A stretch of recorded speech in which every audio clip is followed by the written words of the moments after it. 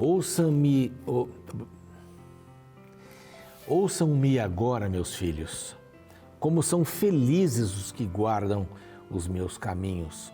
Ouçam a minha instrução e serão sábios, não a desprezem. Ainda Provérbios 8, 12 e 13. Ouçam-me como sabedoria, ouçam a voz de Deus, a voz da sabedoria, para que vocês possam ser felizes e andem pelos meus caminhos. Ouçam a minha instrução e serão sábios, não a desprezem. Sabedoria está em ouvir a instrução de Deus e praticá-la. Essa é a mensagem desses dois versos aqui, no capítulo 8 de Provérbios. Este é o programa Reavivados por Sua Palavra, aqui da TV Novo Tempo. E nós temos um grupo muito grande nos assistindo agora na TV, nos dois horários, 6 e depois às 3 na repetição, 3 da manhã do outro dia, 6 da manhã e 3 da manhã do outro dia, para que você fique bem inteirado. E olha, tem muita gente assistindo às 3 da manhã, viu? Às vezes aí é o melhor número de pessoas. Impressionante, hein? Pessoas estão buscando a Deus e vale a pena buscar a Deus, sem dúvida nenhuma. Um capítulo da Bíblia cada dia. Nós estamos também no YouTube e nós queremos mandar um abraço forte para esta família do Reavivados no YouTube. Nosso canal lá, Reavivados por Sua Palavra NT. Reavivados por Sua Palavra NT. Vai aparecer aqui na tela para que você possa acompanhar a qualquer hora do dia e enviar para as pessoas também. Então se inscreva lá no nosso canal, temos mais de 400 mil pessoas nos acompanhando ali. Tá bem? Que privilégio, né? Que privilégio é esse, poder participar desse momento do estudo da palavra, com alguns conselhos, tiramos aqui alguma coisa para a gente poder crescer espiritualmente. Muito bem, hoje nós vamos ver o segundo capítulo da primeira, ou do primeiro livro, né? Por que é primeiro e não 1 Samuel? Algumas pessoas falam 1 Samuel, não é 1 Samuel porque é livro, então é 1 Samuel. E por que o Novo Testamento é primeira? É porque é carta. A primeira carta, a segunda carta de Pedro e tal. Então, lá é feminino e aqui é masculino. Pronto, está resolvido esse mistério. Bom, mas se você chamar de segunda também, fica que está tudo certo. Bom, esse segundo capítulo é interessante, é um cântico e a gente vai ver daqui a pouquinho. Antes eu quero agradecer os Anjos da Esperança e a gente não cansa de agradecê-los, porque eles têm dado condições para a gente pregar o Evangelho em português e espanhol para todo mundo. Através da rádio, da TV, das mídias sociais, dos cursos bíblicos em português e espanhol, tudo. E isso é maravilhoso. Se você tem uma necessidade em espanhol aqui no Brasil, quer dar para alguém esse material, mande o seu endereço, diga aí a sua necessidade. Ou se você precisa, é melhor para você em espanhol, olha, tem aqui um número telefônico para você se tornar um Anjo da Esperança. Essa é a revista que a gente oferece gratuitamente para você, está em português, também está em espanhol, e nós temos a oportunidade de fazer esse material chegar até você com 8 lindas histórias de mulheres que foram marcadas pela fé. Uma revista inspiradora para homens, mulheres, para todo mundo, você vai gostar bastante. Basta ligar para este outro número aqui, aí você pede a revista. Um número é para ser Anjo da Esperança, o outro vão aparecendo aí, vão sendo identificados. Tá bem? Nós vamos começar daqui a pouquinho, depois do intervalo, este segundo capítulo, tão interessante, com um cântico de Ana. A Ana fica tão feliz por ser mãe, fica tão feliz por enviar o seu filho lá para o santuário, o tabernáculo, que ela canta. Mas vamos ver a poesia dessa canção, depois do intervalo.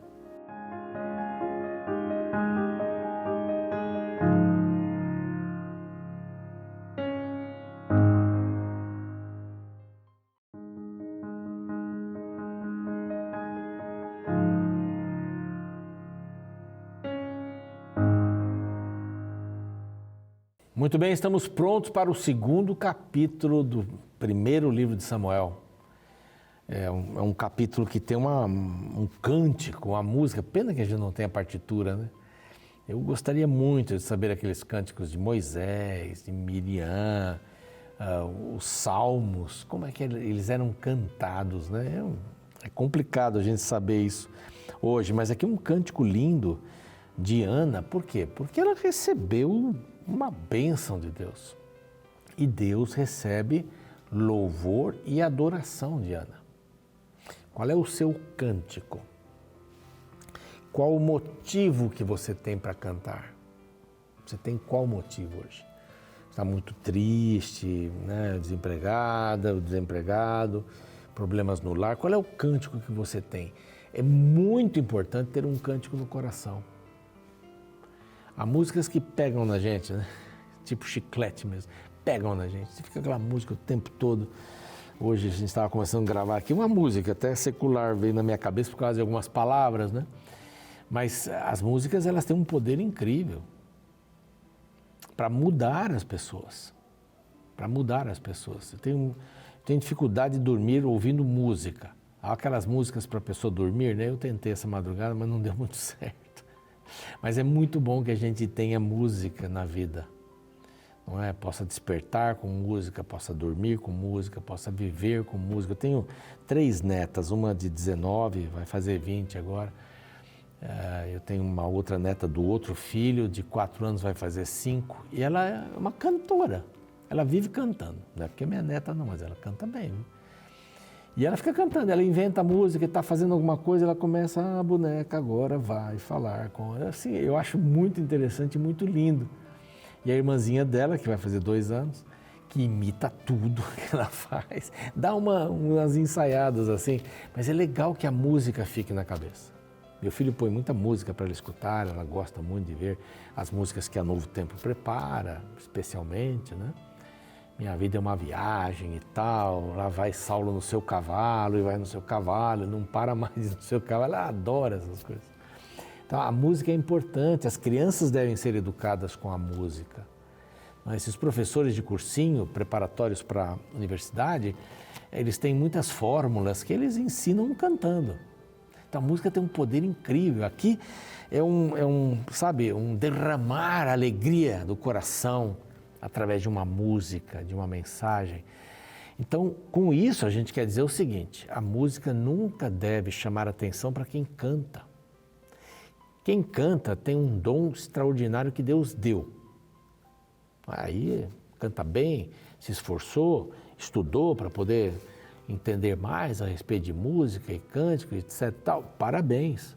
Mas não é esse o objetivo da música, levar para uma pessoa. Ela deve levar a Deus. Se a pessoa que está cantando e você gosta de acompanhar e tal, não leva para Deus, então não serve muito, porque essa pessoa não vai salvar você. Eu gosto muito de vários cantores, os arautos, né, em primeiro lugar aí, disparado, né?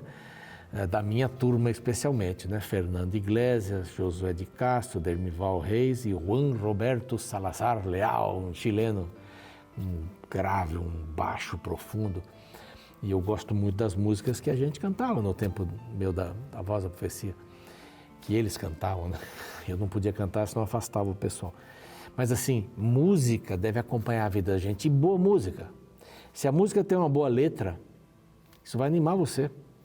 Se a música te ensina alguma coisa errada, vai ficar também. Se ensina uma fórmula, vai ficar a fórmula de matemática, de física, seja lá qual for, uma definição aí de temperatura, de corpos e não sei o que e tal, vai ficar.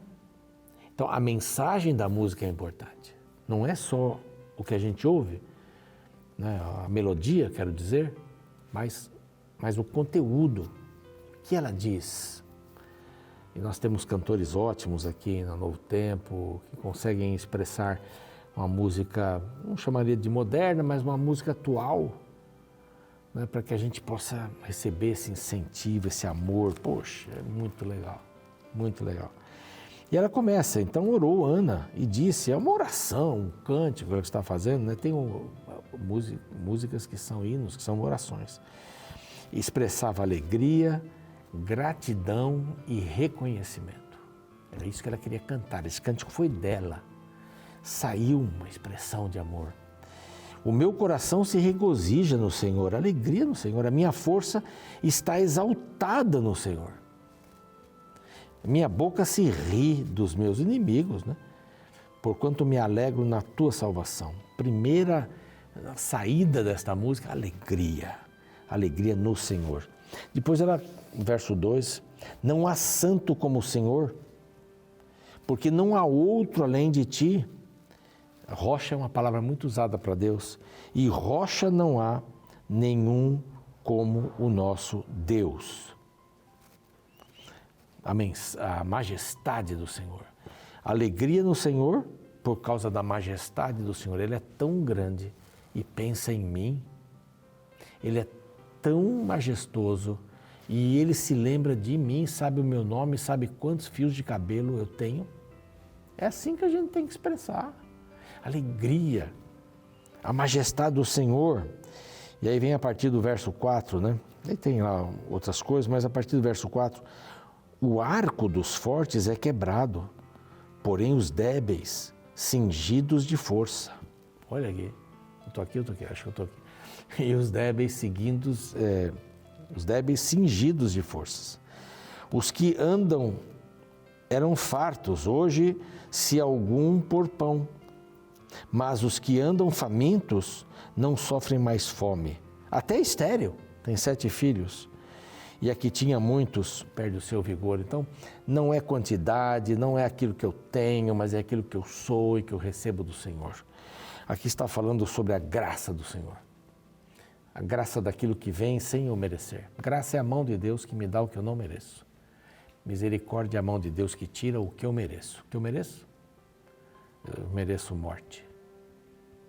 Mereço destruição. Mas Deus, são as misericórdias que não nos deixam ser consumidos. Né? Deus tira e Deus dá salvação, paz, esperança, perdão. Isso ele estava transbordando. O Senhor é o que dá e tira a vida. Ele pode fazer qualquer coisa. E aí vem a penúltima parte aqui desse cântico. A proteção do Senhor. Porque do Senhor são as colunas da terra e assentou-se sobre elas o mundo. Ele guarda os pés dos seus santos. Deus protetor, ela louva a proteção de Deus. E finalmente, o Senhor, verso 10, o Senhor julga as extremidades da terra. Dá força ao seu rei e exalta o poder do seu ungido. Ele é o rei dos reis, é o que dá força para o rei. Ele é maior que o rei. Então ela se alegra, vê a majestade do Senhor, vê a graça do Senhor, a proteção do Senhor e o reino do Senhor. Puxa, que lindo, né? Então depois desse cântico, o voto cumprido. O menino fica lá perante Eli. Olha que responsabilidade. Mas lá no comecinho do livro, eu nem mencionei aqui, mas já falava que os filhos de Eli eram um problema. Só cita o nome dos filhos, na realidade. E aqui já começa a dizer que os filhos eram problemáticos. Os filhos do sumo sacerdote. Eles eram terríveis e eles são chamados aqui no verso 12, sabe do quê? Filhos de Beliel. É tipo falar filhos do diabo, né? Filhos do mal. Porque eles não se importavam com o Senhor. Isso dói. Eram sacerdotes. Viviam no templo. Realizavam lá os ritos do templo. Eram filhos do sumo sacerdote. Iam dar continuidade à tradição da família de Arão. Iam dar sequência. Mas aqui diz que eles não se importavam com o Senhor. Pois o costume daqueles sacerdotes com o povo era diferente. O povo oferecia um sacrifício e vinha o moço do sacerdote, ou ele mesmo, né, um dos 2 filhos, e metia um garfo de 3 dentes, né, um tridente, na mão, metia na caldeira e o que puxava, o que vinha era dele. Isso não está aqui nos ritos do santuário. E quando alguém ia queimar a gordura, o moço vinha e dizia assim, antes de queimar a gordura, deixa eu pegar um pedaço aqui, porque era maior. Enfiar ali o tridente e puxar, pegava um pedaço maior, porque a carne estava fria. Quando ela já estava assada, podia vir um pedaço menor. Então eles queriam a carne vermelha. E eles intimidavam as pessoas.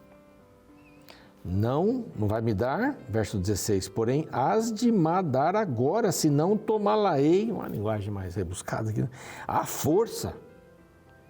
Era, pois, muito grande o pecado desses moços perante o Senhor, porquanto eles desprezavam a oferta do Senhor. Olha, o dízimo, quem tinha um rebanho, contava 10 ovelhas, vamos dizer assim. Mesmo que tivesse uma ovelha manca ou manchada, passava, é o dízimo. 10% de tudo aquilo que Deus me deu. Oferta não. A oferta não podia ser manchada.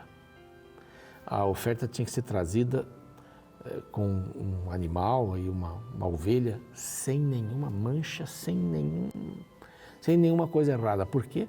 Porque a oferta simbolizava Jesus. Não podia ter defeito. Jesus veio sem mancha, sem defeito, para morrer por mim. É muito solene isso. Esses meninos aqui não davam nem atenção para isso. Nem atenção. Vamos fazer aqui um pequeno intervalo nessa história, depois a gente volta, mas para falar sobre Samuel. A mãe de Samuel trazia uma túnica nova cada ano. Uma túnica de sacerdote. E Eli abençoava Eucana e a sua mulher. E dizia, o Senhor te dê filhos. E deu. 3 meninos e 2 meninas para Eucana. Olha que família bacana. Tem um deles que está lá, que vai ser um grande homem. Esse livro vai falar muito desse Samuel. Espetacular. Nas mãos de Deus. É um homem que eu aprendi a admirar muito aqui. Na palavra de Deus. Agora então vem novamente o julgamento dos filhos. Eli, velho, não é? Quando seus filhos faziam todo Israel, como se deitar, os seus filhos faziam coisas erradas com Israel, se deitavam com as mulheres que serviam à porta da tenda da congregação. Olha só, assédio sexual para aquelas pessoas que trabalhavam ali. Somos filhos do sumo sacerdote, como é que é? Vamos dar uma saída? Sabe que eu posso melhorar as coisas para você? Eu imagino conversas assim, para mulheres que estavam servindo. Essas mulheres não eram levitas ou elas não eram sacerdotisas, mas elas serviam de alguma forma. Então, haveria alguma coisa muito feia. Ele chamava a atenção dos filhos e aqui, não é boa fama, vocês não podem fazer isso. O povo está falando mal, vocês têm que ouvir a voz do seu pai. Mas não ouviam. E uma pequena declaração, Samuel crescia em estatura e no favor do Senhor. Diferença dos dois. Ofni e Finéias, os filhos de Eli e Samuel crescendo. Samuel crescia no Senhor. E aqueles homens eram terríveis e faziam coisas horrorosas. Aí então vem uma profecia. Um homem de Deus aparece e conta a história do Egito e tudo mais. Eu trouxe vocês, eu escolhi de todas as tribos de Israel, a tribo que me serviria como sacerdotes de Arão e tudo mais. E tu, por que honras teus filhos, verso 20, mais do que a mim? Deus está dizendo, está dando uma mensagem para você ali. Você honra os teus filhos mais do que a mim. Você não corrigiu bem os seus filhos. E eles eles vos engordardes das melhores de todas as ofertas do meu povo. Eles vão lá e querem comer. Eles passam do limite deles. Não, o sacerdote podia comer um pouco de carne numa oferta especial de manjares, ele podia comer junto com a família, era uma confraternização, mas aqui eram todas, né? Os filhos eram maiores do que Deus para ele. Quem é o primeiro na sua vida, dirige a sua vida. E Eli fez uma péssima escolha, colocando os filhos. A sua casa está firmemente estabelecida em Deus? Qual é a relação que você tem com os seus filhos? Que herança você está passando para eles? Tudo isso a gente tem que perguntar. Estou sendo conivente como Eli? Não, tudo bem, depois a gente resolve. Ou eu estou corrigindo com amor, com carinho, mostrando o caminho certo? Então esse profeta, esse homem de Deus, diz que todos vão morrer, os filhos vão morrer no mesmo dia. Eles desprezam a honra, eles não têm honra, não têm nada. E Deus vai suscitar no verso 35 um sacerdote fiel. E os seus filhos vão estar ali. E a sua casa vai se inclinar diante desse sacerdote fiel e vai pedir alguma coisa para ele. Infelizmente, né? Como a gente tem que dar atenção para casa e para as coisas que acontecem ali. Cuidado com os filhos. A educação não pode ser terceirizada, jamais. Você tem que estar ali. O exemplo é você, é seu cônjuge, pai, mãe. Vocês são os exemplos de Cristo. Não é alguém por mais habilitado que esteja. Os filhos precisam ver os pais, especialmente na igreja. Sentar junto, ver os pais se levantando para cantar, com alegria, dando oferta, abrindo a Bíblia na hora do sermão, acompanhando com atenção. Esse é o maior ensinamento que você pode dar para o seu filho, para a sua filha. Vamos orar? Pai amado, te agradecemos aí este rápido estudo de hoje, no capítulo tão importante, capítulo 2. Fala da alegria desta mãe, do cântico. Fala também das impropriedades que os filhos de Eli, em contraponto ao querido Samuel, que crescia no Senhor, esses filhos de Eli estavam se afastando do Senhor, estavam abusando do cargo que tinham. Então, Pai, ajuda-nos a fazermos nossos filhos crescerem com disciplina, com amor, e assim como Samuel crescia, para a honra e glória de Deus, para a tua honra e glória. Eu te rogamos em nome de Cristo. Amém. O programa segue, a gente fica por aqui e amanhã, capítulo 3. Espero você.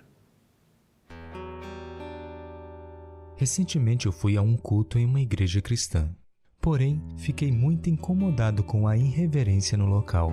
Nos primeiros bancos, haviam várias crianças sem nenhuma supervisão dos pais, correndo de um lado para o outro, pulando nos bancos e falando alto. Tudo isso enquanto o culto acontecia normalmente. No final do culto, procurei os responsáveis para saber se era normal aquele tipo de comportamento e, para minha surpresa, descobri que aquelas crianças pertenciam aos líderes da igreja, os quais afirmaram que, como pais, não conseguiam mais controlar seus filhos. Imagine, se os pais não podem controlar seus filhos, quem o poderá? Tal afirmação é uma negação do papel paterno, o qual deve ser usado para disciplinar e ensinar o certo e o errado. Porém, infelizmente, em nossa sociedade, muitas crianças são criadas em um lar sem regras, por pais que não impõem limites, e no contexto religioso, elas não são ensinadas a respeitar o sagrado. As consequências de tal criação podem ser vistas na história do sacerdote Eli, registrada no livro de 1 Samuel. Eli era sacerdote. Este era o cargo mais importante dentro da religião israelita. Ele tinha 2 filhos que o ajudavam no serviço do templo, Ofni e Finéias. Porém, o que a Bíblia descreve sobre esta família é que, apesar de atuarem na igreja, os filhos eram corruptos e o pai permissivo. O verso 12 do capítulo 2 se refere aos filhos de Eli nas seguintes palavras: Eram, porém, os filhos de Eli filhos de Belial, e não se importavam com o Senhor. Ofni e Finéias roubavam as ofertas trazidas ao Senhor, destratavam os adoradores e mantinham relações sexuais com as mulheres que iam ao templo. Diante deste cenário, Deus envia um mensageiro a Eli e o repreende. No verso 29 lemos: Por que pisais aos meus pés os meus sacrifícios e as minhas ofertas de manjares que ordenei se me fizessem na minha morada? E tu, por que honras teu filho mais que a mim, para tu e eles vos engordardes das melhores de todas as ofertas do meu povo de Israel? Existe uma gritante diferença entre Ana como mãe e Eli como pai. Ana consagrou Samuel ao Senhor. Eli permitiu que seus filhos se consagrassem ao pecado. Ana era mãe dedicada espiritualmente e resoluta na educação espiritual de seu filho. Eli era relapso, negligente quanto ao mau comportamento dos filhos. Ana conduziu Samuel a Deus. Eli, mesmo na casa de Deus, permitiu que seus filhos caíssem em pecados horríveis. Ana honrava mais a Deus do que seu filho. Eli honrava mais a seus filhos que a Deus. Nossa sociedade precisa de mais mães como Ana, e a igreja precisa de menos pais como Eli.